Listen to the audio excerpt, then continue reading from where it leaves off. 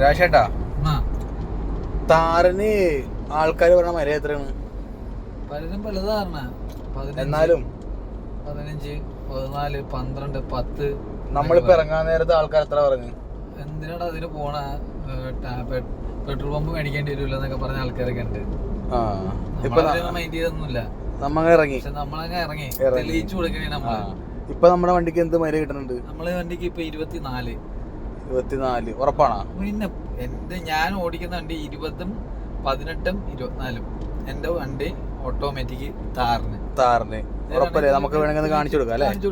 തെളിയിച്ചു കൊടുക്കും. അതും 80, 100 കിലോമീറ്റർ സ്പീഡിൽ പോയിട്ടാ.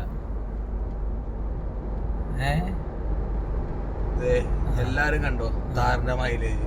അതെ, ഇപ്പൊ പോകുന്ന 80. അതെ, ഞങ്ങൾ രാവിലെ ഇറങ്ങിയതാണ്. 1100 കിലോമീറ്ററോളം ഇപ്പൊ ഓടിക്കഴിഞ്ഞു. വെളുപ്പിന് രാവിലെ 6 മണിക്ക് തുടങ്ങിയതാ. അതെ, മണി 11:30.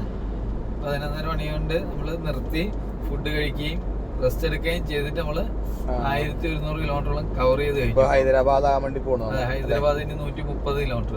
അതെ, ഇപ്പൊ താറിന്റെ മൈലേജ് എല്ലാം കണ്ടല്ലോ എന്തായാലും. അതെ, ഇനി ആരും പറയരുത് താറിന്റെ മൈലേജ്. 23.8, 24 ഉണ്ടായതാണ്. 23.8. എത്ര കിലോമീറ്റർ സ്പീഡിലാണ് പോണേ നോക്കി? 80 കിലോമീറ്റർ സ്പീഡില്. 80 അല്ല അല്ലേ? അപ്പോൾ 80 മതി, നമുക്ക് വലിയ ഇതൊന്നും കാണിക്കണ്ട അടുത്തു. അതെ, അപ്പൊ ആൾക്കാര് പറഞ്ഞിട്ട് നോക്കിട്ട് കാര്യമില്ല.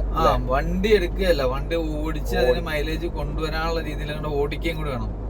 വെറുതെ അലച്ചു വിരിച്ച് ഓടിച്ചിട്ട് കാര്യമില്ല. കുത്തിക്കയറ്റി ഇങ്ങനെ RPM കൂട്ടി ഓടിച്ചിട്ട് മൈലേജ് ഇല്ല, വണ്ടിക്ക് ഒരു രക്ഷയില്ല, പൊട്ട വണ്ടിയാണെന്ന് പറഞ്ഞിട്ടൊന്നും കാര്യമില്ല.